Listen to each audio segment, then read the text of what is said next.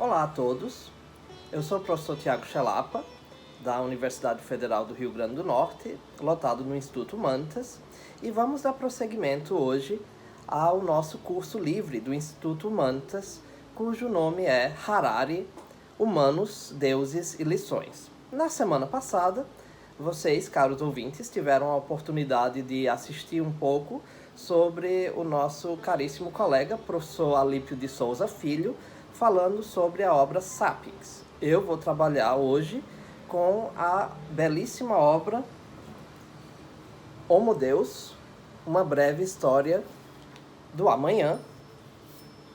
E na próxima semana o professor Alexandre Galeno vai trabalhar sobre a obra 21 lições do século XXI, todas do renomado escritor e professor da Universidade de Jerusalém, Yuval Noah Harari. Bem, permita-me começar apresentando. Eu já falei que eu sou o professor Tiago Chelapa e para mim é uma grande honra estar nesse momento trabalhando com uma obra que teve um realce, um impacto tão significativo em relação à nossa humanidade contemporânea. Então, ao longo da aula que eu pretendo fazer hoje, a gente vai falar bastante de forma pormenorizada, citando alguns trechos da obra e fazendo uma análise interpretativa e também puxando um pouco para o lado pessoal sobre como eu vejo essa obra que tende a buscar a imortalidade daqui a algumas décadas. Então, vamos falar um pouco sobre a questão estrutural dessa aula.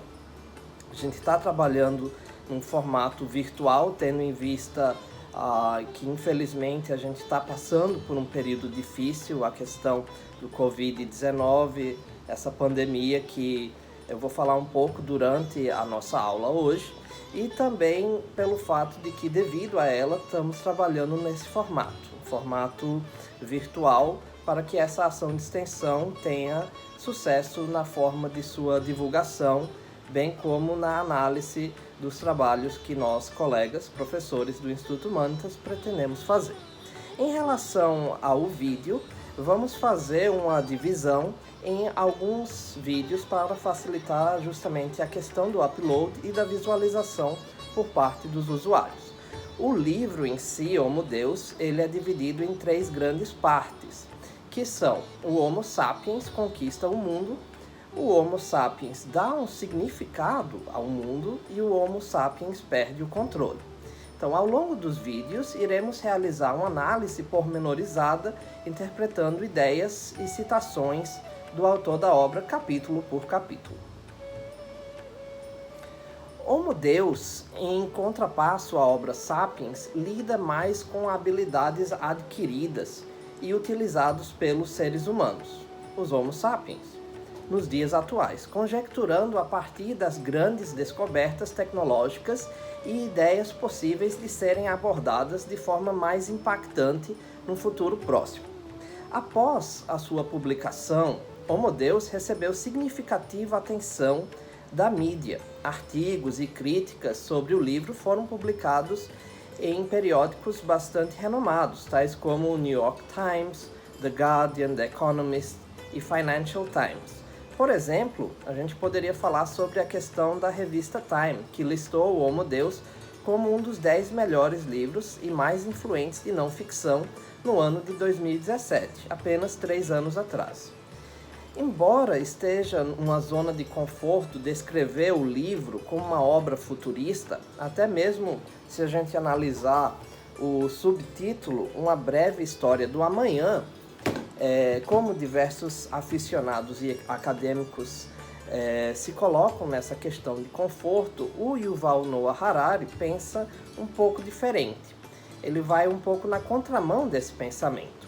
O autor menciona que em uma de suas recentes palestras que não quer que os leitores enxerguem a obra como um exercício comum de futurologia, mas sim como uma forma de pintar uma imagem de possibilidades que hoje possuímos e que temos o livre-arbítrio de decidir onde e quando iremos desenvolver esses paradigmas em breve. muitas questões filosóficas são discutidas, tais como a experiência humana, o individualismo, emoções humanas e a questão da consciência, que em alguns momentos ele vai fazer essa brincadeira de perguntar o que será que seria mais importante, a inteligência ou a consciência. Bem, além disso, descrevem-se na obra algumas habilidades atuais e conquistas da humanidade. Importante também salientar a natureza transdisciplinar dessa obra e como em diversos momentos são falados lado a lado aspectos da história, geografia, biologia, sociologia, literatura, economia, design, tecnologia da informação, engenharia de materiais e engenharia genética. Na mesma obra, um verdadeiro exercício de um autêntico polímata. E, de certa forma, eu gosto de pensar que nós, os sapiens, que, de acordo com a obra Homo Deus, aspiramos, quem sabe, a vir a ser o Homo Deus em breve, tenhamos essa característica peculiar de termos um interesse multifacetado por diversas áreas. Vou falar um pouco sobre o autor. Yuval Noah Harari é um autor e um escritor, além de um livre pensador e professor, bastante jovem. Do alto dos seus 44 anos, tendo nascido em fevereiro de 1976, ele conseguiu trabalhar de tal forma que angariou um sucesso bastante interessante em diversos setores, perpassando por diversos continentes, todos os continentes que nós temos no nosso planeta. E isso se deve muito ao fato de que ele quer demonstrar para a sociedade, através dos seus escritos, como ele pensa em relação ao passado, ao futuro e aos dias atuais. Então, no ano de 2002, ele conseguiu concluir o seu doutorado na prestigiosa Universidade de Oxford, na Jesus College, trabalhando com a história propriamente dita, especialmente no que tange a questão da história medieval e militar. E a partir desse momento, junto com as outras ideias que ele adquiriu ao longo das suas experiências de vida, ele foi paulatinamente criando uma série de obras que impactaram de forma decisiva em relação à humanidade. Tanto é que nós estamos, inclusive, aqui discutindo um pouco sobre uma das obras dele, especificamente falando Homo Deus. Então, finalizando esse preâmbulo inicial, vamos começar a dissertar um pouco sobre a sua obra. Trata-se de uma obra extensa. O Homo Deus tem, na versão em português aqui no Brasil, 443 páginas. Reiterando o que eu falei anteriormente, ele é dividido em 3 grandes partes, que são parte 1, o Homo Sapiens conquista o mundo, parte 2, o Homo Sapiens dá um significado ao mundo, e parte 3, o Homo Sapiens perde o controle. Então vamos começar falando um pouco sobre a parte 1, o Homo Sapiens conquista o mundo. A primeira parte começa falando sobre as 3 principais dificuldades que os humanos enfrentaram desde tempos imemoriais. No caso, elas seriam colocadas como a fome, a peste e a guerra. Caso adicionássemos a morte, que eventualmente ao longo desse mesmo capítulo ele vai falar um pouco mais sobre ela, teríamos, voilá, os 4 cavaleiros do Apocalipse, descritos na terceira visão profética do apóstolo João, na Bíblia.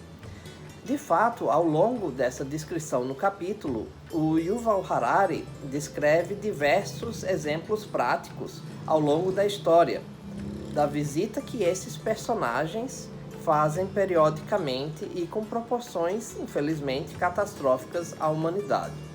Vamos falar um pouco sobre o primeiro desses, entre aspas, vilões, a fome. Ele cita, logo no início da obra, alguns episódios que aconteceram na história e, notadamente, fala sobre o final do século XVII no continente europeu, inicialmente na França, em que durante o reinado do rei Sol, Luís XIV, que inclusive governou a França por mais de meio século. O nosso caro Rei Sol tinha inclusive um dito que se tornou popular: L'État c'est moi, ou seja, o Estado sou eu. Ao passo que ele tinha alguns projetos que estavam em andamento no Palácio de Versalhes, infelizmente a população francesa estava naquele momento sofrendo bastante devido a pragas que assolavam as colheitas. Lembrando que na obra Sapiens se pontua bastante sobre a questão da Revolução Agrícola, a dita maior fraude da humanidade, quando os sapiens deixaram de ser paulatinamente caçadores-coletores para se firmar em campos que teoricamente transformavam em zonas férteis para o cultivo de diversos tipos de agroprodutos. Bem, o que é que acontecia até pouco tempo atrás? Vamos pensar um pouco, final do século XVII, não faz tanto tempo assim. Se havia pragas ou problemas com as colheitas, a população sofria e então um desses grandes inimigos da humanidade, a fome, assolava. Então, tudo bem, estou falando sobre um aspecto do século XVII, mas vamos voltar um pouco e pensar em relação a algo nos dias atuais. Muitas pessoas estavam vivas durante a época que teve o grande salto à frente, ou também chamado de grande salto adiante, da política de Mao Tse-tung, especialmente entre os anos de 1958 a 1961 na China. Algumas estimativas falam da morte de dezenas de milhões de pessoas na China dessa época, inclusive dentro do próprio Partido Comunista lá na China. O Mao Tse-tung teve alguns colegas seus, notadamente o Liu Shaoqi, falando sobre como ele poderia ter evitado essa proporção tão catastrófica do que aconteceu. E isso levou a estudiosos em Roma, no ano de 1974, inclusive, a debater sobre essa questão. Será que a humanidade vai continuar a ser assolada de forma tão grave por essa questão como a fome? Alguns anos mais tarde, nos dias atuais praticamente, a gente já vê uma realidade completamente diferente.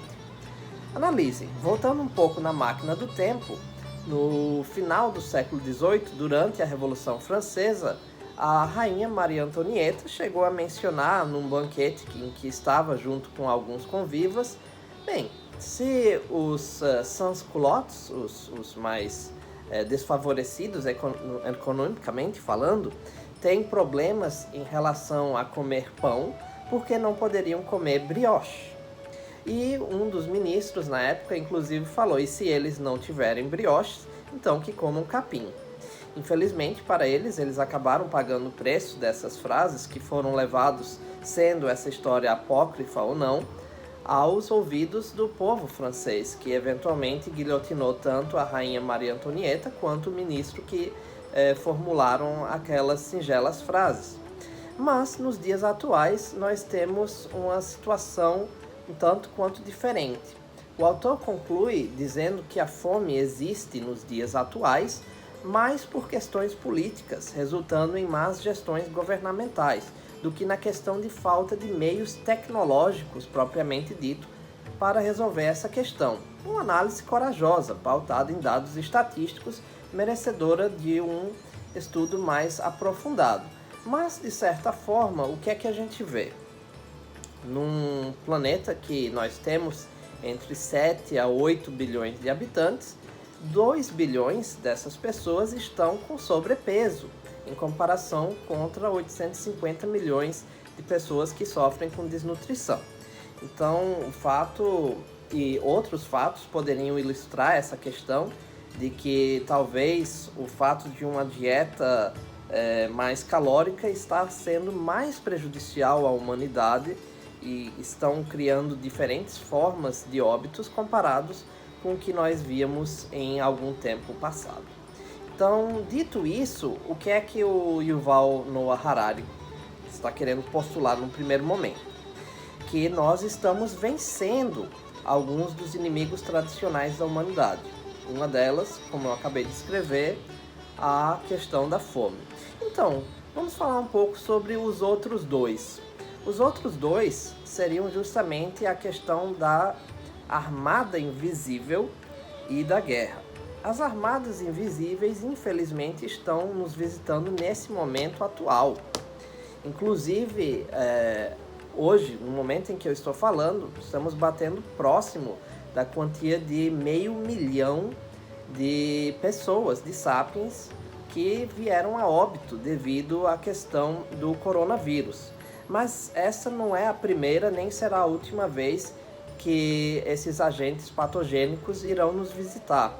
E na obra do Harari ele menciona alguns exemplos que aconteceram na humanidade, notadamente a questão da famigerada peste bubônica, que dizimou algo em torno de 150 milhões de seres humanos em 3 continentes, a Ásia, a África e a Europa, aproximadamente entre os anos de 1330 a 1350. Observem como ela era letal, tendo em vista que dizimou 50% da população da cidade de Florença, a Florença das Belas Artes, além da triste estatística de que 1/3 da humanidade da época, algo em torno de 150 milhões de habitantes, vieram a óbito devido à questão da peste bubônica.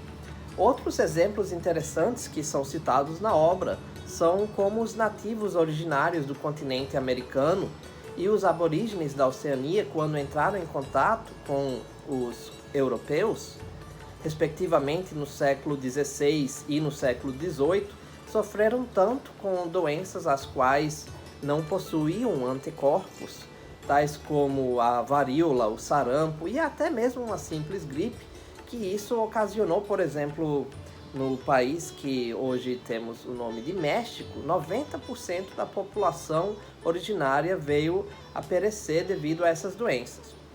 Além desses, temos a famosa gripe espanhola, inclusive que nós temos algumas pessoas que sobreviveram e que ainda estão vivas, já centenárias, que a gripe espanhola veio inicialmente à tona no ano de 1918, há 102 anos atrás, durante a Primeira Guerra Mundial e um pouco depois da Revolução Bolchevique. E o que ocorre? 100 milhões de pessoas vieram a perecer, e isso recentemente. Um número que inclusive nos choca bastante. Ao passo que a Primeira Guerra Mundial, que ocorreu praticamente lado a lado, dizimou 40 milhões de habitantes, ou seja, numa proporção 2:5. Nós vimos os agentes patogênicos que poderiam ser descritos como exemplos de vírus, de bactérias, de fungos, de protozoários, esses agentes patogênicos endêmicos e eventualmente em algumas circunstâncias pandêmicas que causam a vitimização de tantas pessoas, né? Então, indo um pouco mais à frente, o livro menciona também, o que eu acho fascinante, a questão de recentes viroses, incluindo o surto de ebola na África Ocidental no ano de 2014. Aproveito, inclusive, esse ensejo para fazer uma leitura que poderia ser considerado, inclusive, profética, tendo em vista que a obra foi escrita 4 anos atrás e hoje, no ano de 2020, estamos vivenciando essa realidade tão triste da pandemia. Ano após ano, os médicos acumulam mais que da obra e melhores conhecimentos que utilizam para conceber e projetar medicamentos e tratamentos eficazes. Em consequência, embora não se tenha dúvida de que em 2050 vamos ter de enfrentar germes muito mais resistentes, a medicina naquele ano estará capacitada a lidar com eles com mais eficiência do que hoje. Bem, o fato é que, por mais que seja trágico esses números, não podemos nos furtar a observar esse fato de que provavelmente, se essa pandemia tivesse nos atingido alguns séculos atrás, o grau de proporção de mortes em relação a pessoas curadas seria um número absurdamente alto. E o que é que eu estou querendo dizer com isso? Estou querendo aplaudir governos? Não, muito pelo contrário. Eu estou querendo falar um pouco sobre a evolução tecnológica, a evolução científica, a evolução das pesquisas, que inclusive projetam um cenário de que daqui a alguns meses, a estimativa poderia ser para junho do próximo ano, o ano de 2021, poderia ter uma vacina contra a própria Covid. Então, os Homo sapiens que aspiram a algum dia ser conhecidos como Homo Deus, como a obra pontua em diversos momentos, trabalham justamente devido a essa motivação de salvar vidas, de possibilitar uma forma de viver mais confortável, do ponto de vista ergonômico, de diversos aspectos, para nós mesmos, os sapiens desse século XXI, atual em que nós vivemos. Então, finalizando essa primeira parte do vídeo, eu vou falar um pouco sobre o terceiro inimigo mortal da humanidade, que seria a guerra. Outra vez nos deparamos com diversas instâncias, no caso de guerra, milhares de instâncias em que povos guerreavam com o intuito de levar vantagem sobre o outro lado. Interessante que ele descreve que a guerra era o estado natural das coisas e a paz era algo transitório e precário. Aproveito inclusive esse momento para falar sobre uma citação do brilhante escritor do século XIX francês, Victor Hugo, que falava que a paz é felicidade em processo de digestão. E ao passo que o nosso caro Yuval Harari fala sobre a lei de Chekhov, o famoso dramaturgo e escritor russo de fins do século XIX, início do século XX, Anton Chekhov, que infelizmente não veio a ser laureado com o Prêmio Nobel de Literatura, mas deixou uma obra impressionante nos poucos anos em que ele viveu, em que ele diz que uma arma que aparece no primeiro ato significa que irá ser disparada no terceiro ato de uma peça. Bem, ou seja, a lei da selva, que de certa forma prevaleceu virtualmente até o final da Segunda Guerra Mundial, onde mesmo em um estado de paz a guerra poderia ser considerada como uma opção real, veio de certa forma a ser bastante diminuída. E para isso, inclusive, o mais curioso é que veio à tona justamente pelo fato de que estudos mais avançados aconteceram para encontrar formas mais devastadoras da utilização dos mecanismos de guerra. Inclusive, ele cita na obra Sapiens que talvez o físico Robert Oppenheimer, que trabalhou incessantemente na busca de utilização de bombas atômicas, deveria ter recebido o Prêmio Nobel da Paz. Talvez seria mais interessante ele ter recebido do que talvez o Henry Kissinger, que ganhou o Prêmio Nobel em 1973 e que existe um mandato de busca em relação a ele em diversos países, talvez centenas de países. Bem, mas jocosidade à parte, não deixa de ser interessante o fato de que no momento em que nós temos uma obra de destruição em massa, como a bomba atômica ou a bomba de hidrogênio, então as pessoas buscam encontrar soluções mais através da diplomacia, até porque tem uma consciência de que a guerra seria uma opção que traria uma devastação absurda. Inclusive, existe também uma obra bem interessante de um escritor italiano chamado Italo Svevo, A Consciência de Zeno, cujo último parágrafo do livro, inclusive final dele, é esse medo de que uma pessoa poderia apertar um botãozinho na hora errada e, de repente, o nosso querido planeta ir pelos ares e voltar a ser como era há mais de 4 bilhões e 600 milhões de anos atrás, o que não é a questão que nós queremos que acontecemos.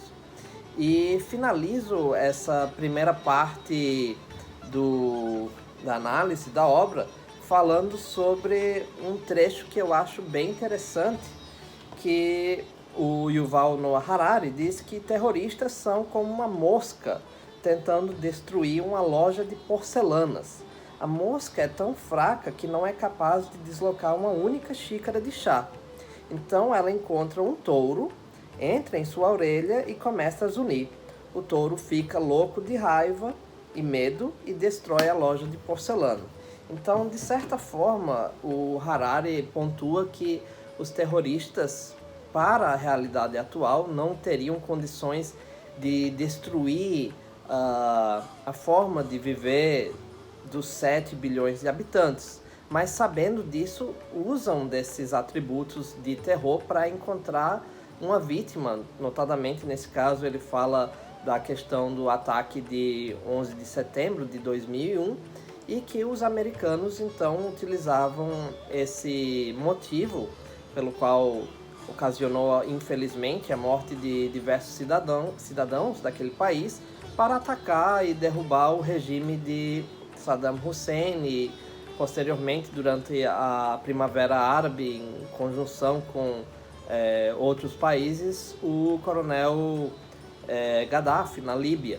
Então, de certa forma, os terroristas tiveram sucesso na medida que um país que era uma ditadura que não, de certa forma, ia aos encontros deles, estava, então, derrotado e eles poderiam instaurar o caos naquele território. O norte da África, o Oriente Médio, entre outros. Então, o Yuval Harari menciona que esses 3 inimigos da humanidade, a fome, a peste e a guerra, estão relativamente sob controle. Isso não significa que eles foram totalmente derrotados, mas que o Homo sapiens, que aspira a ser Homo Deus, precisa colocar ele sob controle para chegar em sua grande obra, que eu vou descrever nos próximos vídeos a seguir.